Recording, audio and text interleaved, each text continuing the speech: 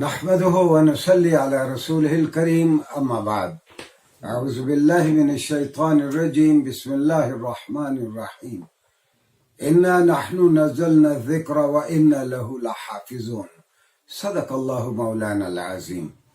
اللہ نے فرمایا کہ ہم نے اس کتاب کو اتارا ہے اور ہم ہی اس کی حفاظت کریں گے۔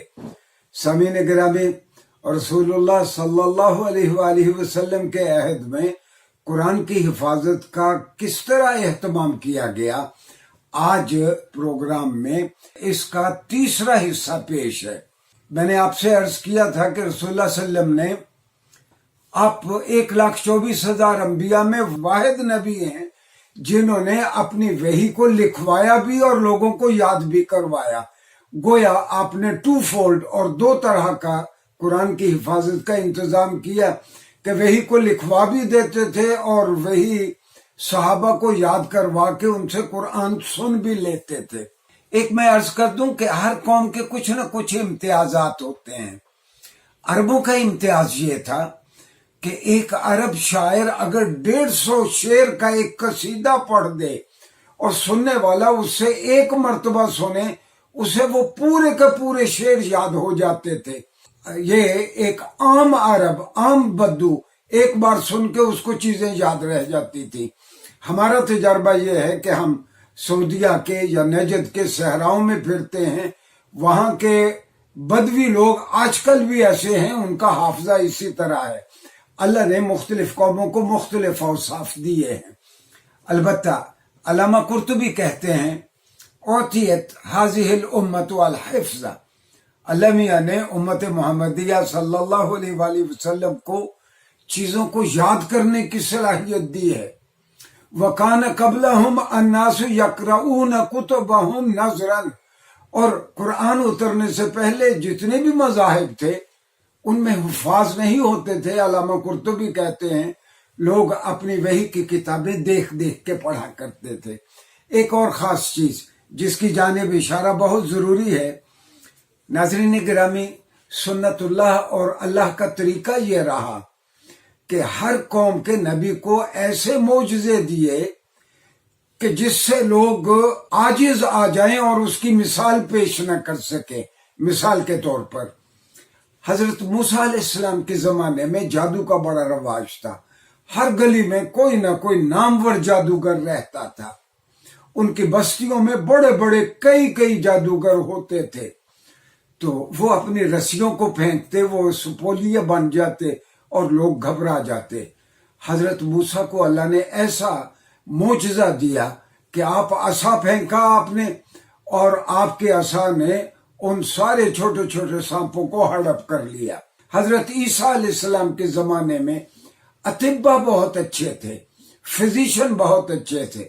دور سے آتے ہوئے آدمی کو دیکھ کے فزیشین کہہ دیتا، وہ ان کا طبیب کہہ دیتا کہ اس کا دل خراب ہے، اس کے گردے خراب ہیں، یا اس کے اعضائے رئیسہ میں سے فلاں عضو ٹھیک کام نہیں کر رہا۔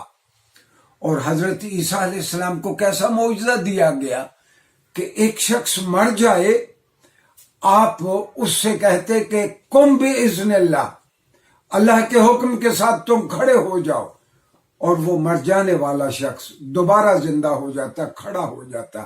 گویا یہ محیر العقول اور حیران کن تھا لوگوں کے لیے کہ یہ ان کا معجزہ ایسا ہے کہ یہ مردہ کو زندہ کر دیتا ہے۔ حضرت عیسیٰ علیہ السلام کسی برس زدہ آدمی کو جس کے چہرے پہ پھل بہری ہو، اس پہ یوں ہاتھ پھیرتے، وہ آدمی ٹھیک ہو جاتا، جذام کا مریض ٹھیک ہو جاتا۔ تو آپ کے ہاتھ پھیرنے سے لوگوں کا مرض جاتا رہتا۔ گویا وہ سارے طبیب آپ کے سامنے عاجز ہو گئے۔ عربوں کا طریقہ یہ تھا، ہر تیسرا آدمی شاعر تھا، نہایت خوبصورت گفتگو کرتا، نہایت خوبصورت شعر کہتا، یعنی ان کی طبیعت ہی موزون تھی۔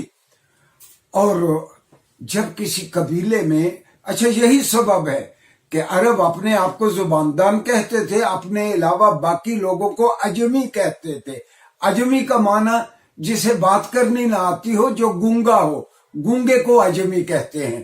عرب اپنے علاوہ باقی سب کو عجمی کہتے تھے۔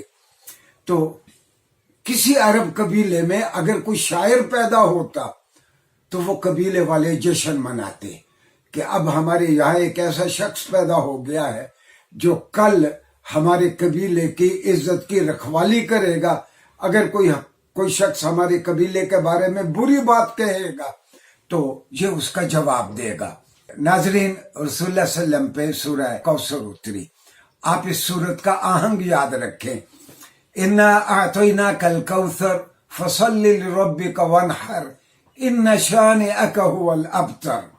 یہ بہت لغوی اعتبار سے، فنی اعتبار سے، ادبی اعتبار سے اس کا پایہ بہت بلند ہے. ادبی اعتبار سے یہ بہترین شاہکار ہے عربی ادب کا.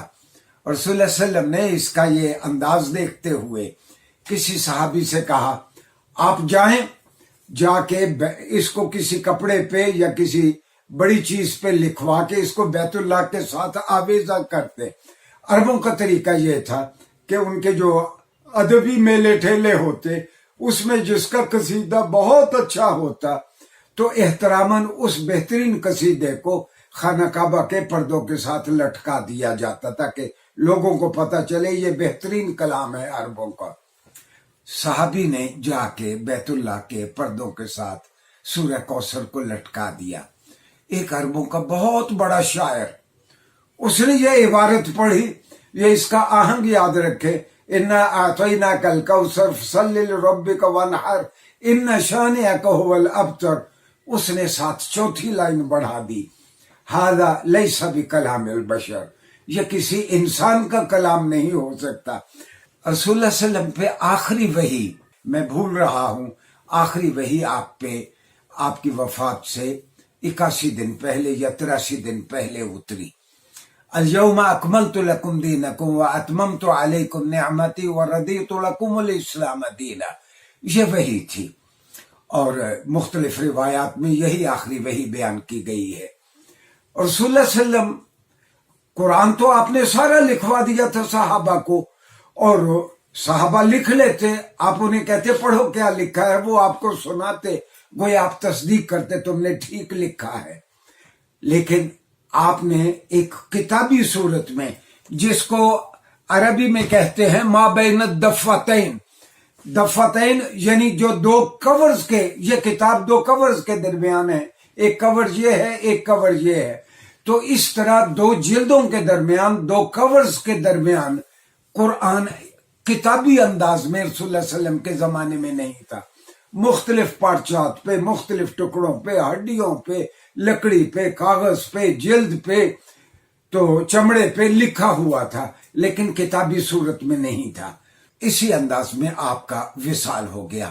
آپ آخری کتاب اس لیے آپ تیار نہیں کر سکتے تھے کہ مبادہ پھر کوئی وحی آ جائے کتاب کے، اس کو کتابی صورت دینے کے بعد. آپ نے کتابی صورت نہیں دی وحی کو. وہ پھر ہم دیکھیں گے کہ بعد میں جو اللہ نے کہا کہ ہم نے ہی یہ اس کتاب کو اتارا، ہم ہی اس کی حفاظت کریں گے. حضرت ابو بکر رضی اللہ عنہ کے زمانے میں اور حضرت عثمان کے زمانے میں کیا اہتمام کیا. آخری بات میں آپ سے کہوں کہ قرآن نے کہا، رسول اللہ صلی اللہ علیہ وسلم کی دلجوئی کے لیے آپ کو مخاطب کر کے قرآن نے کہا لا تحرک به لسانک لتعجل به ان علینا جمعہ وقرآن. اے محمد صلی اللہ علیہ وسلم، جب آپ پہ وحی اترتی ہے آپ جلدی جلدی اس کو پڑھنے کی کوشش کرتے ہیں کہیں وحی بھول نہ جائے. آپ کیوں اپنے آپ کو تھکاتے ہیں؟ لا تعجل، اس طرح جلدی جلدی نہ پڑھیں. تو اللہ نے کہا اے محمد علینا جمعہ وقرآن، یہ ہمارے ذمے ہے کہ ہم قرآن کو جمع بھی کروائیں گے اور قرآن کو لوگوں کی زبان پہ بھی جاری کر دیں گے. نیکسٹ لیکچرز میں ہم جائزہ لیں گے حضرت ابو بکر نے اس کو کس طرح کتابی صورت میں جمع کیا. شکریہ جی.